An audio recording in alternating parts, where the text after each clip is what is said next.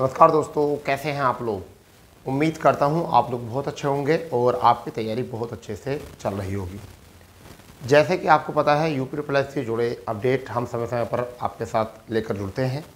और आज का जो अपडेट है वो उन बच्चों के लिए है जो बहुत पेशेंस के साथ अपनी तैयारी कर रहे हैं और कुछ ने पेशेंस बिल्कुल छोड़ दिया है।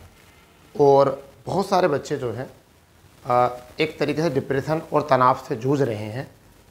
तो उन सभी बच्चों के लिए क्लास है, और ख़ासकर उन बच्चों के लिए जो जूनियर असिस्टेंट 5512 में आवेदन किए हैं और उनके पास ना तो उत्तर प्रदेश पुलिस का ऑप्शन था और ना ही एसएससी जीडी का ऑप्शन था। ओनली ऑन केवल 5512 का ही ऑप्शन था। तो अब ऐसे बच्चों के लिए क्या है, उनको क्या गलती नहीं करनी चाहिए, या वो ये गलती ना करें वरना पड़ेगा पछताना। क्या है पछताना, क्या गलती ना करें। क्योंकि जैसे एक बच्चे ने मुझे कॉल किया कि सर मैं पढ़ाई छोड़कर और मैं कहीं जा रहा हूँ, ठीक है, वहाँ पर गार्ड की नौकरी कर लूँगा, ये कर लूँगा, वो कर लूँगा। एक ने कहा पढ़ाई को मन नहीं रहा, यूपी प्लस आपका जो एग्ज़ाम है 2025 में लेके जा रही है, 2024 में लेके जा रही है। समय समय पर जो है अलग अलग कंडीशन जो है बच्चों के सामने आती हैं। तो देखिए, दो प्रकार के यहाँ बच्चे हैं इस जूनियर असिस्टेंट में, दो प्रकार के स्टूडेंट हैं। मैं आपको पहले बता देता हूँ वो दो प्रकार के कौन कौन से हैं, थोड़ा सा आपको भी क्लियर हो जाएगा। और मैं आपको बता देता हूँ कि क्या चीज़ आपको करनी चाहिए, क्या नहीं करनी चाहिए। सही बच्चे ज़रा ध्यान से सुनेंगे। एक छात्र वो जिनकी हाइट 168 या 170 है। ठीक है भाई। एक बच्चे वो कि 168 और 170 हाइट है सेंटीमीटर में। एक वो बच्चे, तीन प्रकार की कंडीशन बताता हूँ मैं। एक वो बच्चे जिनकी हाइट 168 या 170 से कम है, और क्या कर रखा है उन्होंने, तीनों प्रकार के बच्चों ने आवेदन यूएस में कर रखा है। ये बच्चे जिनके पास 70 हाइट वालों के लिए, 170 हाइट वालों के लिए एसएससी जीडी ऑप्शन है, यानी कि 2023 वाला और 2024 वाला। अभी 23 में फिजिकल होना, 24 में। और इन्हीं बच्चों का क्या है, जूनियर असिस्टेंट ही पड़ा है 5512। कुछ ऐसे बच्चे भी हैं। और इनका यूपी पुलिस भी अच्छा एग्ज़ाम हुआ है, ठीक है, और आगामी पीएससी में भी वो वैलिड रहेंगे। तो ऐसे बच्चों की एक तो कंडीशन ही है। एक वो है जो 170 में एसएससी जीडी में 2023 का एग्ज़ाम बिगड़ गया, यूपी पुलिस का एग्ज़ाम बिगड़ गया अपेक्षा के अनुसार, और अब केवल जूनियर असिस्टेंट 5512 ही इनके पास एक अंतिम ऑप्शन है, अंतिम चरण है सिलेक्शन का। एक वो बच्चे जिनका एसएससी जीडी भी नहीं हो सकता क्योंकि हाइट 70 नहीं है, यूपी पुलिस भी नहीं हो सकता, या तो वो रेलवे, आरआरबी, ग्रुप डी या एनटीपीसी में अप्लाई कर सकते हैं, परंतु यहाँ उनकी हिम्मत काम नहीं कर रही कि यहाँ भी वो कर सकें। और इनके पास केवल अब जो चरण है वो 5512 ही है और कोई ऑप्शन नहीं, यही अंतिम ऑप्शन है। तीन प्रकार के बच्चों को बात कर रहा हूँ। तो देखिए, 5512 के लिए इन बच्चों को तो ये टेंशन ना भी लें तो भी काम चल जाएगा, क्योंकि इनके पास ऑप्शन ज़्यादा है। ये बच्चे टेंशन ना भी लें तो भी काम चल जाएगा, उनके पास ऑप्शंस हैं और ऑप्शंस थे और आगे भी ऑप्शंस रहेंगे। इन बच्चों के पास ऑप्शंस थे परंतु नहीं हो पाया। 170 से पुलिस का पेपर जो अपेक्षा की थी वो भी नहीं हो पाया। अब इनके लिए कुछ क्रिटिकल मामला है।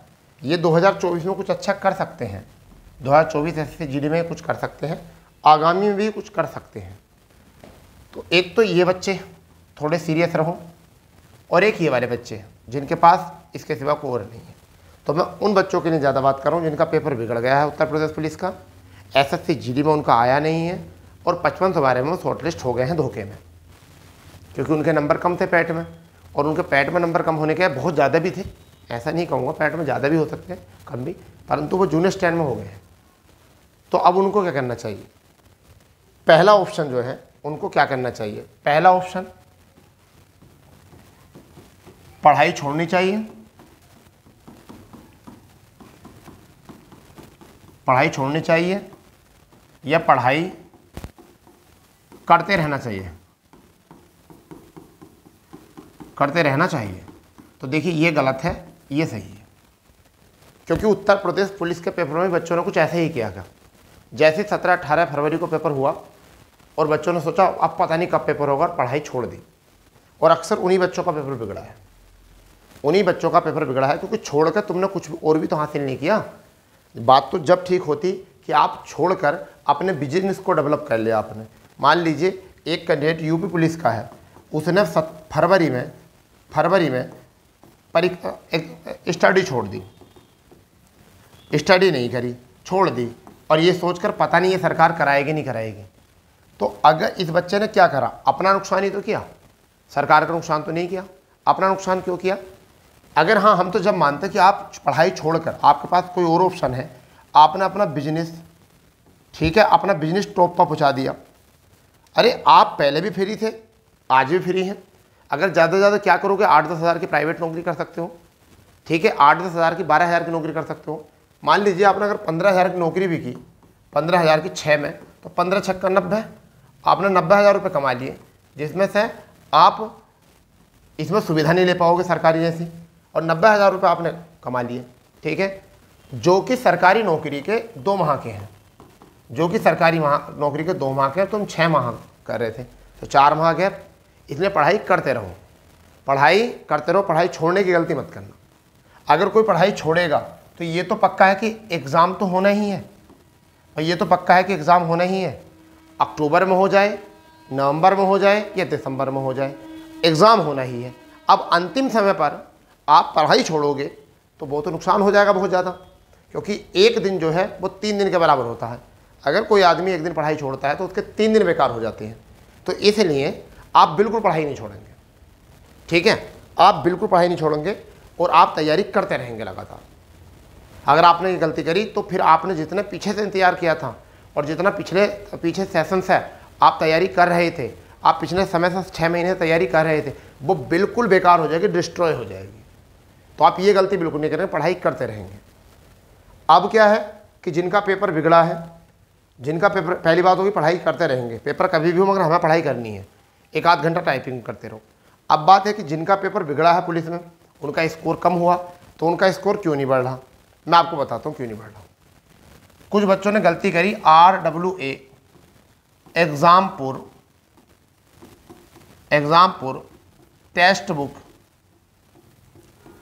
बुक कुछ शायद यही होते हैं, प्रैक्टिस सेट, या एक आध अलग प्लेटफॉर्म और कौन हो सकता है, चलो और भी अदर ऑनलाइन टेस्ट निकाले, और मैं आपको बताता हूं कि जो भी कोई प्लेटफॉर्म बनाएगा वो आपका, मैंने ये सुना बच्चों के मुंह, सभी के, ये बच्चों के थ्रू सुना कि ये सब इनमें 120 स्कोर, सॉरी 120 क्वेश्चन नहीं, 240 स्कोर, 250 स्कोर, 255 स्कोर, लगभग इतना स्कोर ला रहे थे। मगर एग्ज़ाम में बहुत बच्चों का स्कोर क्या हो गया, 190 हो गया, 200 हो गया, 205 हो गया, 210 हो गया, ठीक है, 180 हो गया, 170 हो गया। ऐसा क्यों हुआ? इतना डाउन क्यों गया बच्चों का? तो इसका कारण ये है, यहाँ हमें डर नहीं होता, और कुछ ये जो होते हैं टेक्स्ट बुक जो होती हैं इनकी कुछ ऐसा भी होता है कि कुछ हल्की भी बनाते हैं।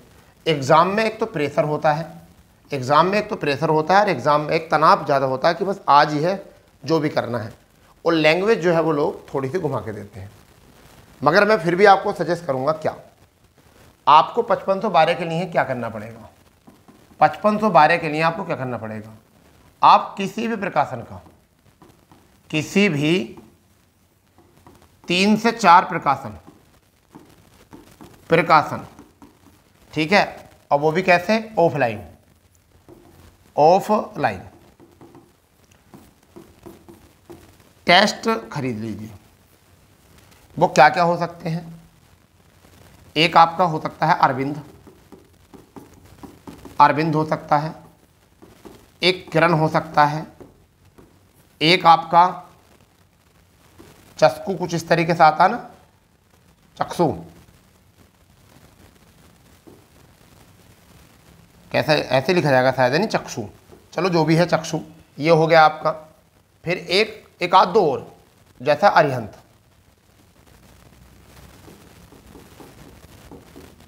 अरिहंत या अन्य, या अन्य कोई और भी, मुझे नहीं पता, मैं किसी को प्रमोट नहीं कर रहा, ठीक है ना, मुझे इनसे कोई मतलब, मैं तो बता रहा हूँ आपका एग्जाम कैसा बनेगा। आप इनके टेस्ट सेट निकालिए, ठीक है, एक टेस्ट निकालिए और भारी से भारी टेस्ट लेकर आइए ऑफलाइन में, ठीक है। अगर आपके किसी भी प्रैक्टिस सेट में, मान लीजिए अरविंद वाले प्रैक्टिस सेट में आपके 80 या 82 आने शुरू हो गए, तो आप इसको निकाल कर दूसरा निकालना शुरू कर दो। मान लीजिए किरण वाले में आपके 60 बन रहे हैं, 62 बन रहे हैं, इसका मतलब ये आपको हेल्प करेगा एग्जाम में, क्योंकि जहां आपके प्रैक्टिस सेट में नंबर कम आ रहे हैं, ये समझ लीजिए वो आपका तैयार नहीं है, तो आप उन चीज़ों को और तैयार करो, प्रैक्टिस हो जाएगी। और जितने भी आपके अभी तक एग्ज़ाम हुए हैं यूपी के, यानी कि यूपी के जितने भी एग्ज़ाम अभी तक हुए हैं, उनके सब के हिंदी के प्रैक्टिस सेट लगा लो, उनके सभी के जीके के प्रैक्टिस सेट लगा लो, उनके सभी के रीजनिंग के प्रैक्टिस सेट लगा लो, और कंप्यूटर अगर किसी में आया हो तो कंप्यूटर के भी लगा लो, ठीक है। देखिए जैसे आपने देखा होगा उत्तर प्रदेश पुलिस में फॉरेस्ट गार्ड का पूरा पैरा उठा के ऐसे रख दिया, तो हिंदी रिपीट होती है, जितने एग्ज़ाम होते हैं उनकी हिंदी रिपीट होती है, तो सारे एग्ज़ाम रिपीट होते हैं। लगभग 60% जो है एग्ज़ाम क्या होता है यूपी में, 60% जो है वो क्या होता है, रिपीट होता है। तो आप ये करिए और ये मान के चलिए कि आप अभी क्या है 60 दिन का टारगेट बनाइए, और 60 दिन के टारगेट में आपको 4 प्रकाशकों या 3 प्रकाशकों के प्रैक्टिस सेट को निकालना है, और प्रत्येक प्रैक्टिस सेट निकाल कर उसको एनालिसिस जरूर करना है कि आपके अगर 62 नंबर बने तो 62 में से गलत 38 हुए, तो 38 को एनालिसिस करिए, कहाँ कहाँ से गलत हुए, कौन कौन से टॉपिक गलत हुए, कैसे करा। तो एक बार मेहनत कर लो, और जब इतना इंतजार कर लिया है तो कुछ समय और इंतजार कर लीजिए, ठीक है। बहुत जल्द 20 तारीख में आपका एजेंसी क्लियर हो जाएगी, और उसके बाद जो है आपके एग्ज़ाम की डेट जो है घोषित होनी शुरू हो जाएंगी, ठीक है।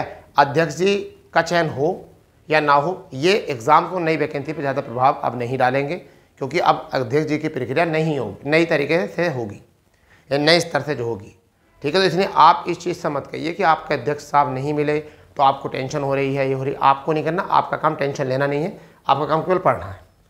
तो आप कोई कहीं नहीं जाएगा कमाने, कोई कुछ नहीं करेगा, कोई पढ़ाई नहीं छोड़ेगा, सब लोग क्या करेंगे, अभी तैयारी करेंगे अपनी, क्योंकि कई बार ऐसा होता है कि जो होता है गुच्छा, उसकी अंतिम चाबी जो होती है वो भी ताला खोल देती है, समझ गए। तो ये चीज़ जो है जिनके एग्ज़ाम बिगड़े हैं उनके लिए, जिनके एग्ज़ाम अभी मौका जिन्हें मिला ही नहीं उनके लिए, तो ऐसे बच्चों के लिए जो है ये अंतिम चाबी हो सकती है जो कि आपकी किस्मत का ताला खोल सकती है। तो केवल आप ये काम करिए और निश्चित ही आपका जो है सिलेक्शन हो जाएगा, ठीक है। और भी जैसे कोई अपडेट होंगे हम आपको बताएंगे, और आपका भी कोई प्रश्न हो तो कमेंट्स में जो है उस प्रश्न को आप लिख देंगे, हम कोशिश करेंगे कि आपको उसका जवाब दें, ठीक है बच्चा। तो ये टेंशन में मतलब बिल्कुल भी, वैकेंसी बढ़िया है, और उन बच्चों के लिए बहुत खासकर है जिन बच्चों का कहीं भी नहीं हो पा रहा था। मान लीजिए जिनके 15.22 नंबर थे और उनका केवल यहाँ ही शॉर्ट लिस्ट हुआ है, तो जब ये इतने पर कट ऑफ गया है तो कुछ बच्चों का इतने नंबर भी होंगे, जब इतने पर कट ऑफ गया है तो कुछ बच्चों के इतने नंबर भी होंगे, कुछ के 20 भी होंगे, कुछ के 30 भी होंगे, कुछ के 25 भी होंगे, कुछ के 16 भी होंगे, कुछ के 28 भी होंगे। तो ऐसे बच्चों का स्कोर जो ये वाले बच्चे हैं इनका कहीं और नहीं हो सकता, क्योंकि उन्हें केवल मौका यही है। तो इसलिए ये बच्चे बिल्कुल पढ़ाई न छोड़ें, एक बार को वो छोड़ दें जो हाई फाई हैं, जिनके 80, 82, 68, 67, 63, 64 ऐसे नंबर आए थे यूपी पैट में, अगर वो छोड़ दें पढ़ाई तो उनका तो कोई मतलब नहीं, एक आध महीना वो बैक कर सकते हैं, परंतु आप नहीं बैक करोगे। जब आप पैट में इतने ला सकते हो तो पेपर में ज़्यादा इससे मतलब ऐसा मान चलो 25% की और वृद्धि कर लोगे या 30% की।